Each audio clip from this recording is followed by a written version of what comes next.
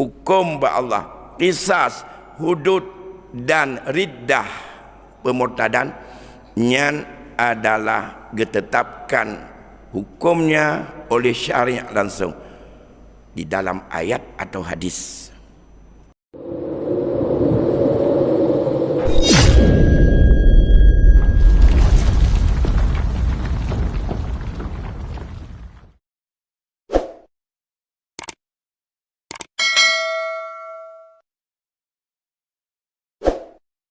Bismillahirrahmanirrahim. Assalamualaikum warahmatullahi wabarakatuh. Alhamdulillahilladzi an'ama alaina min ni'matil iman wal islam. Allahumma salli ala sayyidina Muhammadin sayyidil anbiya'i wal mursalin wa ala alihi wa ashabihi ajma'in, amma ba'd. Faya ibadallah, ittaqullaha haqqa tuqatihi wa la tamutunna illa wa antum muslimun. Segenap puji beserta syukur kita persembahkan kehadirat Allah Subhanahu wa taala. Selawat beriring salam kita sanjung sajikan keharibaan junjungan kita Nabi besar Muhammad sallallahu alaihi wasallam pada keluarga dan sahabatnya sekalian. Yang mulia guru-guru kami, bapak-bapak serta ibu-ibu sidang jamaah maghrib yang dimuliakan Allah. Baiklah, pada malam ini dalam waktu yang amat singkat, mari sejenak untuk kita melihat bahawa bagi kita masyarakat Aceh, Allah memberikan nikmat yang begitu besar. Yang nikmat ini bagi kita sebagai negeri bagian daripada NKRI, tentu saja kita harus bersyukur. Apa nikmat terbesar dengan otonomi khusus ataupun dengan pelaksanaan syariat Islam? Ada satu bagian pembahasan yang tidak bisa dilakukan oleh perseorangan, kelompok, ormas dan daripada berbagai tingkat masyarakat, kecuali dibutuhkan pelaksanaannya itu adalah oleh syaukah atau oleh pemerintahan. Apa yang berkaitan itu? Merujuk kepada maqasidus syar'iyah dari 5 prinsip maksud dan tujuan disyariatkan Islam oleh Allah kepada kita adalah yang pertama hifdzuddin, hifdzun nasal, hifdzul mal, hifdzun nafsi wa hifdzul aqli. 5 umbah. Dalam setiap aspek maqasidus syariah yang 5 tersebut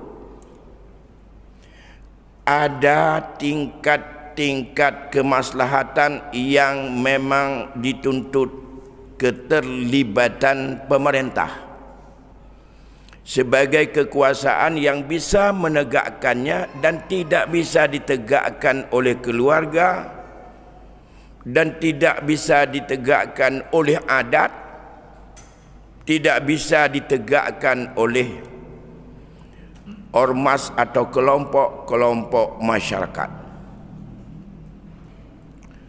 Dalam hifdzuddin, dan ini semuanya kategorinya ada di dalam rubu' jinayah. Hukum jinayat, kriminalisasi Islam, pidana Islam tidak punya siapapun hak, walaupun dia punya hak untuk menuntut, yang bisa menegakkan beberapa persoalan yang sangat krusial dan prinsip untuk bisa berjalan dibutuhkan campur tangan dan keseriusan negara, dan tidak bisa dilakukan oleh ormas dan hanjit terpupuk di tingkat kampung, kecamatan pi hanjit. Pada tingkat pemerintahan yang ada qada, yang ada lembaga yudikatif yang formal, dan itulah nikmat terbesar. Dari begini luasnya wilayah Republik Indonesia, Aceh, Allah anugerahkan melalui kasih sayangnya kepada hati orang-orang yang punya kewenangan untuk boleh menjalankan bidang jinayat. Jinayatnya kan hanya ada pupuk kedah di rumah. Jinayat ini meliputi dalam 5 maqasidus syariah. Oleh kerana demikian, semoga kita bisa untuk bersyukur dengan nikmat ini. Yang pertama, misalnya hifdun nafs, yang dikelompokkan dalam hukum qisas. Nyawang gebeda Allah, hukum ba Allah, qisas, hudud dan riddah, pemurtadan, nyan adalah ditetapkan hukumnya oleh syariat langsung di dalam ayat atau hadis. Sedangkan takzir itu menurut kearifan wilayah, tapi tidak bisa semuanya, kecuali dalam beberapa hal saja, yang secara keseluruhan mungkin nanti bisa kita jalani pelan-pelan. Yang pertama hukum qisas, yang kedua hukum riddah, murtad. Qisas masuk dalam kelompok hifdul nafsi, baik nyawa maupun anggota tubuh masyarakat. Riddah masuk dalam kelompok pemurtadan, dan itu juga hukumnya adalah sama dengan hukum qisas, tapi bukan karena dituntut oleh keluarga, tapi dituntut oleh agama dalam bentuk hifdzuddin, menjaga agama itu sendiri. Dalam Islam, agamanya hanjir lagi anu ya. Tamong dalam Islam hana paksa, la ikrah filin. Dia tamong dalam Islam baik manu ya tebit tamong tebit hanjir. Maka dia atur dalam hukum riddah. Dan riddah ini hukumannya adalah juga hukuman nyawa, dengan proses dan langkah-langkah yang telah diijtihadkan oleh para ulama tentang proses penegakannya. 2. Yang ketiga hudud. Hudud adalah kriminal ataupun perbuatan jarimah atau kemaksiatan dan kemungkaran yang berdampak juga kepada publik, kemaslahatan masyarakat yang sangat krusial untuk menjaga agama itu sendiri. Yang pertama, menjaga akal manusia. Maka ditetapkanlah hukum hudud dalam hukum khamar, minuman yang memabukkan, masuk dalam hudud. Yang kedua, termasuk hudud dalam menjaga hifdun nasal, jaga keluarga. Yang paling prinsip dan yang paling tinggi adalah zina.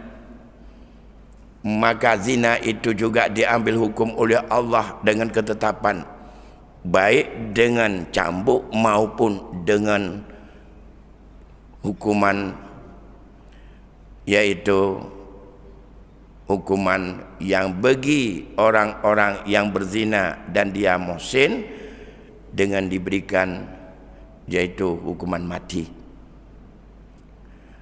dalam bentuk rajam.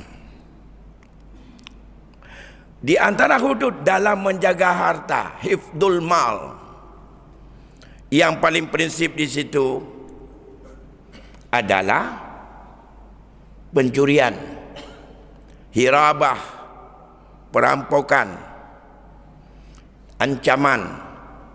Maka itu juga masuk dalam kategori jinayat yang ketetapan hukumnya ditetapkan oleh ayat. Karena itu yang paling tinggi. Penipuan macam-macam yang lain itu di bawah, yang dilihat standarnya. Di mana tujuan hukum itu adalah untuk membuat pelaku jera, terdidik, baik kepada pelaku maupun orang yang ada kesempatan dan keinginan melakukannya. Jadi bukan untuk menganiaya dia itu. Hudud. Yaitu kalau sirqah, pencurian, merupakan hukum hudud yang di dalam ayat nanti ada ketentuan-ketentuan masing-masing. As-sariqu was-sariqatu faqta'u aydiyahuma. Pencuri yang laki-laki, pencuri yang perempuan, potong tangannya. Walaupun itu ada tata cara dan ada batas, nisab dan segala macam. Itu hudud yang ketiga. Yang keempat, hudud yang sudah diatur dalam nas, yang tidak diberikan hak takzir, yang dianggap itu krusial dalam mendidik mereka agar berubah, jangan suka melakukan kriminal tersebut, adalah qazaf. Menuduh orang lain melakukan perbuatan serong atau zina. Kalau dalam hukum keluarga, menuduh berkaitan dengan hudud ini masuk dalam kategori penyelesaian secara li'an. Tapi dalam konteks kehidupan bermasyarakat, dituduh, pembuktian bahwa dia melakukan zina, itu adalah hukumannya ditetapkan oleh syariat. Udah 4 yang ma'ruf dalam kitab-kitab fikih berkaitan dengan apakah hudud itu zina, qazaf, khamar, pencurian. Ini tidak bisa dilakukan oleh kelompok masyarakat, tidak bisa dilakukan oleh perseorangan, keluarga dengan keluarga. Penegaknya adalah harus dengan kekuatan syaukah. Inilah yang saya sebutkan nikmat besar Allah kepada kita. Terserah mau melakukan oleh pemerintahan Aceh atau tidak. Inilah termasuk dalam kategori la in syakartum la azizannakum, menyuatan-nyuhana. Bagaimana cara berusaha? Bagaimana usaha? Bentukkan di dalam, walaupun hari ini belum lengkap, sudah dimulai, tapi belum puas dengan demikian, karena ini tuntutan agama. Setelah ada kesempatan, peluang, nikmat Allah, syukur. Makna syukur, jalankan itu. Cuma untuk menjalankannya perlu juga kepada kemampuan pemerintahan. 2 kekuatan. Yang menegaknya ada lembaga yang ketiga, yang formal, yudikatif, eksekutif, legislatif, yudikatif. Itu 3 kekuatan itu sangat menentukan menurut kemampuan yang ada.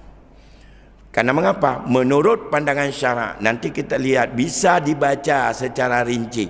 Mengapa zina, qazaf, khamar, pencurian, sirqah ini diambil alih oleh syarak tentang sanksinya, tentang takdibnya, bagaimana mendidik kalau orang sudah terjebak dalam 3 hal. Karena ini dianggap sangat krusial dan penting. Apa hikmahnya? Karena makna dari hikmah segala sanksi hukum tujuannya mendidik. Maka kita sendiri ini yang di depan kita itu bukan untuk menganiaya orang. Namanya itu adalah lembaga pemasyarakatan. Apa makna lembaga pemasyarakatan? Lembaga itu mendidik kembali orang yang hana mupum cara bermasyarakat, menghadari masyarakat supaya berjut ke masyarakat dan ganyan berjut ke antara rahmat antara hidup dengan hidup. Itulah rahmat. Ya. Kon sekedar taikat inan. Maka namanya pun dirubah pemasyarakatan. Begat orang berjut ke masyarakat kembali yang berat-berat tak. Dalam Islam, dalam kajian fiqh jinayah, hukuman denda dianggap tak efektif. Walaupun itu khilaf. Kata pula bagi orang napeng dendanya hanya ke hukuman, hanya dia. Tapi harus dengan apa yang merasakan malu dia dan sehingga dia teringat untuk tidak lakukan. Jadi qisas, riddah, zina, qazaf, khamar, pencurian ada dalam bentuk qisas yang panjang sekali.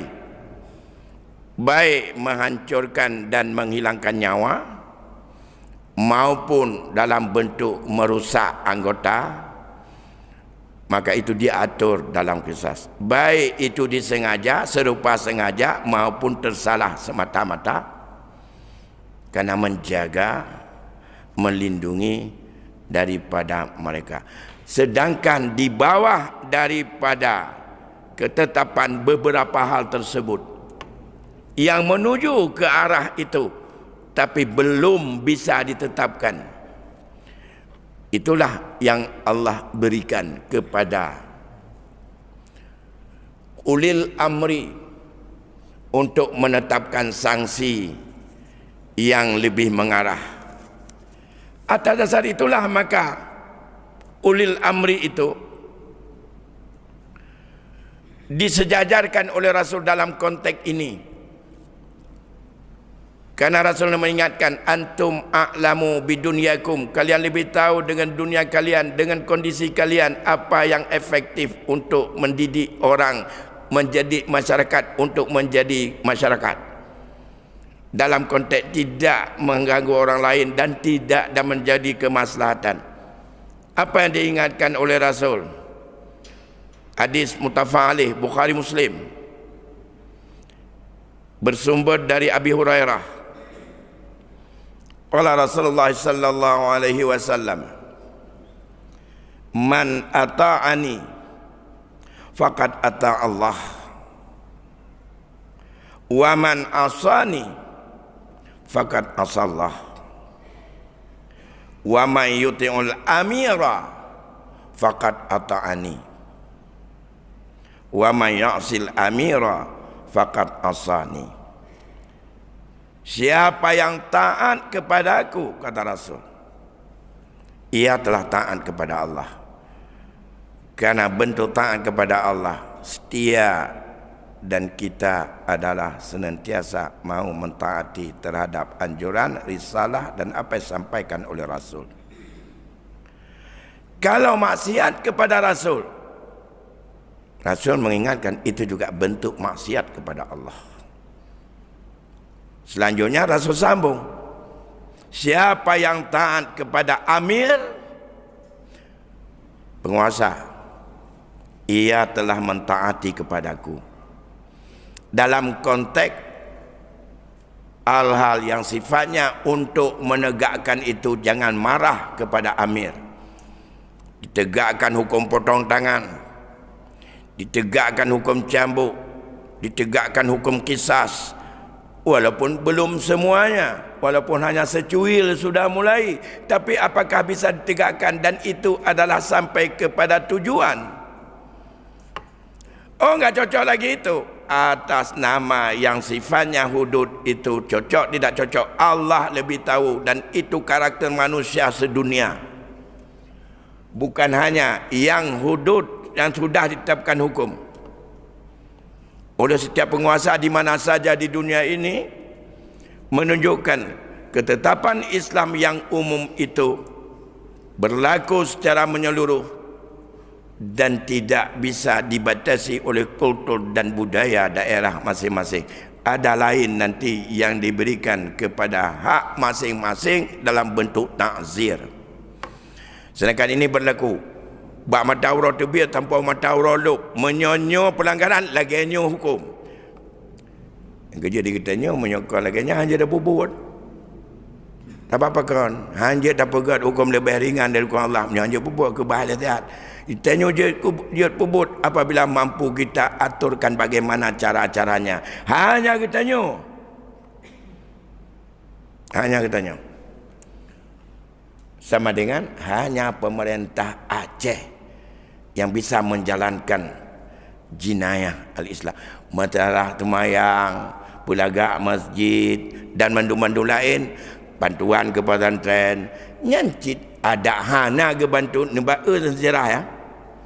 Dayah di Acehnya na bantuan, hana bantuan tetap dilindungi oleh Allah dengan jalan yang lain. Dan dia tak bubuk dengan masing-masing. Menyatingkai kamu tonton 80-an, tahun 70-an, nyawa dayah ganggap napanya urang kampung ke akau bateri yang kerol. Geglong jamu, gemana, gebaya peminya. Hana itu pubi ke dengku. Kepot balantat, ke ajo ke dengku ulai balantat. Menyamu tem jauh belang, berah baru ke dengku ulai, patah nak kira dalam, bah mana sabah dalam. Kita faul. Dia keterima jaket wacanya dengku. Kanai-kanyan hana buah ke tepuk. Gejak belang, menyona belang, ijak murid, ijak gelah belang. Mulai daripada imu sampai dengan jipula, sampai dengan jakoh, sampai di gulam betul rumah. Olehnya dicak di rumah, menyapoleh ayat jelam. Rumah tengku sejak zaman hana pernah kurang. Temamnya kegembiraan, kurang radih, ada kegembiraan radih, Allah nak jalan gebi. Dan dia dikepubur oleh masing-masing orang yang sayang ke Islam. Nyo hanya pubur. Ika atau jitak orang mati nan kiban nak cok kisas. Yang hanya bisa dilakukan dengan adanya legalitas yang dilakukan oleh negara. Ya. Dan lebih lanjut, tak boleh hukum rimba. Inilah yang saya sebut nikmat besar. Yang selanjutnya, bentuk yang keempat adalah Allah berikan nikmat besar dengan jinayat Islam. Islam membuka peluang besar dalam hukum takzir. Takzir itu adalah kriminal yang tidak disebutkan di atas dan itu membahayakan menurut wilayah dan daerah masing-masing.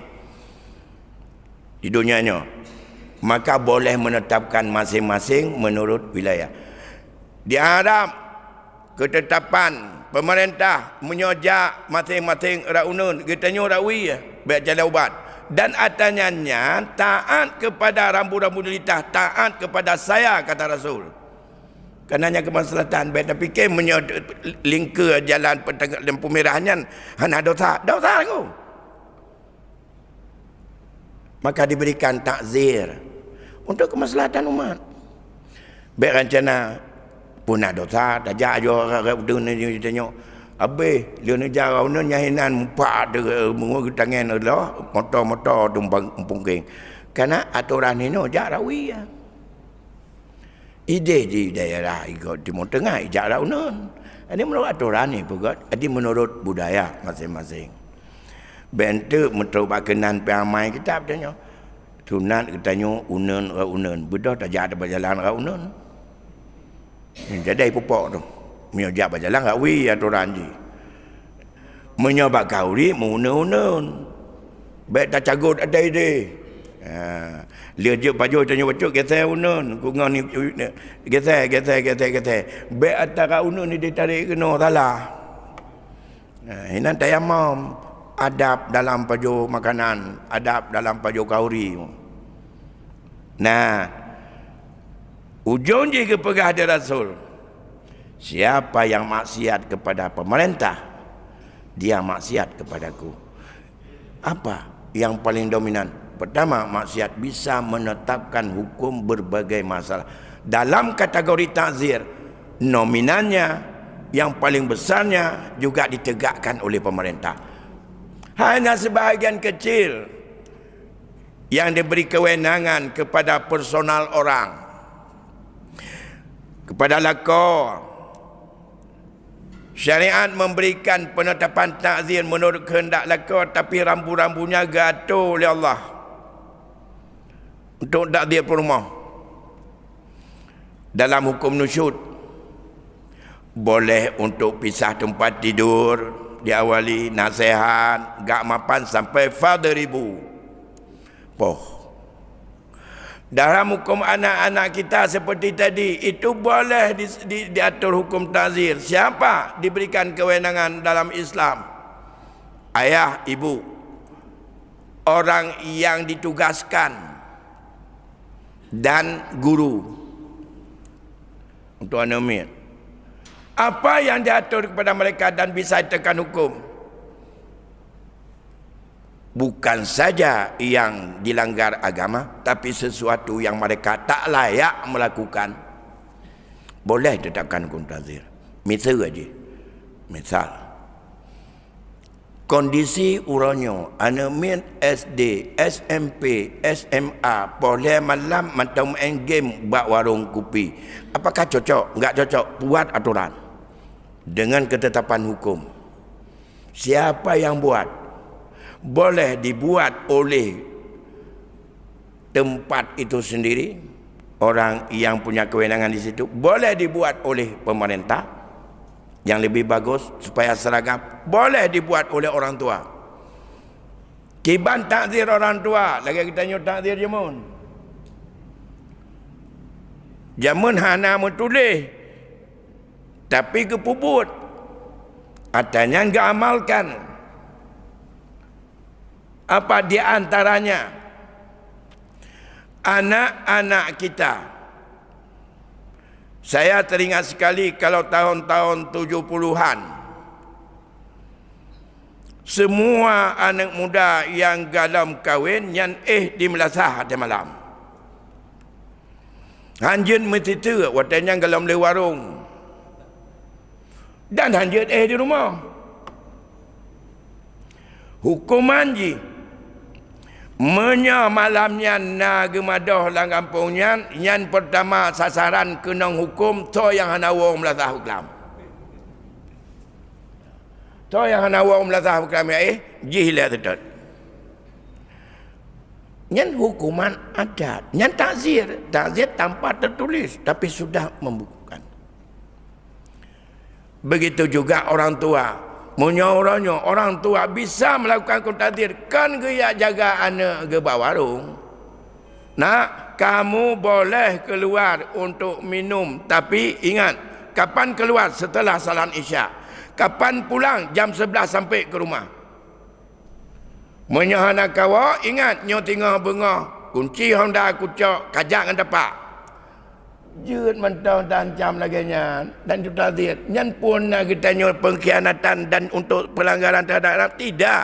Kalau itu efektif untuk anak kita. Kalau itu efektif, ya silakan. Mungkin ada bentuk lain. Kamu 1 minggu enggak dapat jajan ya? Boleh itu. Kalau yang efek dengan jajan. Tidak hanya pandai kita memberi reward dan sport atas bagi, tapi perlu. Maka termasuk saya mengamati tempat kita salat maghrib. Menyolagenyan anak media perang dengan karu. Perlu takzir ini. Nanti akan kami bicarakan dengan BKM. Ada Paksi Muslim itu, ada Abang Dalan itu. Menyolagenyan anak media. Tapi pun siap katanya hina buat Masjid Jami'. Tapi takzir kepada mereka. Pasang sertifikat saya mentang raup. Apa? Kita fikir apa dengan orang tuanya? Kalau orang tuanya tidak bisa untuk bagaimana untuk membuat dia terkontrol, menghargai. Ne dengar ke kiban carat. Pah kata temayang, tungkui mum ka gemutu nyai ji cukup raya tu. Pah tak tahu mekap tengap di pelung Bandung. Memang jika menjen ai tamong jen menggrip-grip. Inilah saya lihat itu sudah seperti didesain pun awak jawab kena wallahu alam. Apakah nak dalang di belakang wallahu alam. Menyona kakak. Abu Yasin minum padu malam mentong. Ya Allah, menyona yang niat lagi nyan memang ya perkara urun temayang. Ya Allah, ni beri bunyadah, ni beri petunjuk ke ji. Saya lihat khusus pas imtu imum, pas raya tu. Pas sengam imum, sengam becut. Pas salim, gadoh. Kan jumpa teh kau khusus tu ya. Inilah. Itu juga bisa. Dalam Islam bisa melakukan ketentuan-ketentuan takzir oleh lembaga ini untuk menjaga kemaslahatan dan itu menjaga ketenangan jamaah dalam salatnya. Di dalam bermacam cara Islam mengatur bahawa salat itu harus khusyuk. Mamanya mau perangan yang melikut orang khusyuk. Imam cari yang paling fasih, yang paling qari, yang paling indah suara. Disuruh pilih lagi sampai kalau ada 15 kriteria. Yang afkah wa afsah, kemudian yang paling wara, sampai kepada yang paling lagak perumah. Diurut. Yang lagak bajai, yang lagak ahi, yang lagak perumah. Teruk banyak lagak perumah gitu. Mungkin dia kira-kira. Jadi yang kurang-kurang itu sampai dalam kitab fikih itu berkaitan dengan urutan imam itu. Tujuannya apa? Agar jamaah lebih tersentuh hati. Imam menunggu imam cukup lagak tu gapai. Sehingga bana orang bingung kat dengar kepada rujak dengan inanggop dia tenang, khusyuk nak sembahyang. Makanya boleh wara. Boleh zuhud. Dan itu dituntut karena itu rekam jejak di luar menentukan, bukan hanya pandai suara saja. Imam kita selalu ingatkan teman-teman lebih yang muda, yang lebih para alam yang galau kahwin, jaga pergaulan, minimal kahana tatuun kepiah memang anak idong long kakana, tetapi walaupun orang nyantai galak geduk dengan inanggap. Nya menyabawa dong tebiat tengah kerjanya duanya kepikir naon ra kepikir anu ke alet rumah alet mah tu. Anyo mejai anyo kanu du ino kanu du agam po berakah belayan nyan kon rumah kon tepu cahana umpu pi tabokan tu. Hana dalam Islam dia tabokan tu lagi dengan tabok dengan taduk tabok pingan bungan mak tu. Ataupun dengan rumah dengan dia. Tapi tidak.